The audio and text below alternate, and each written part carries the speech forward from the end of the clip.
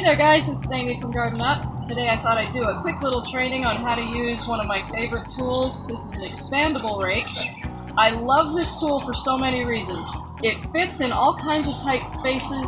It's real easy to work around plants. You can do high detail. You can also get leaves and stuff out of mulch without actually picking up the mulch. You just have a real light hand, go over the top, wiggle it a little bit, and you can sift out leaves and pine needles while leaving the bark behind. You can't do that with a regular rake. So I really love this tool. What I'm going to do today is just kind of clean out this section of flower bed.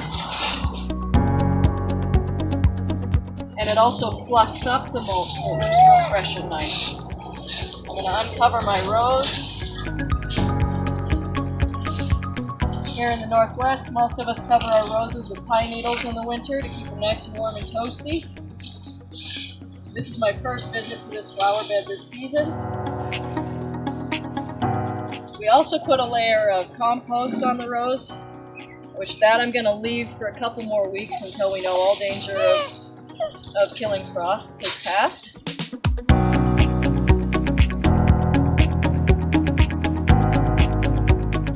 Back and cut this down with my pruners. And that's really about it. There it is. That's all there is to it. You can also make it more narrow if you've got a couple tight plants you got to get in between. Nice and wide to get a big area all at once. Like I said, it's a very versatile tool. It's one of my favorites. The only downside is they do tend to break. They don't last long. The tines tend to bend. But if you take good care of your tools, you'll get at least a good year or two out of these. I've had one for 4.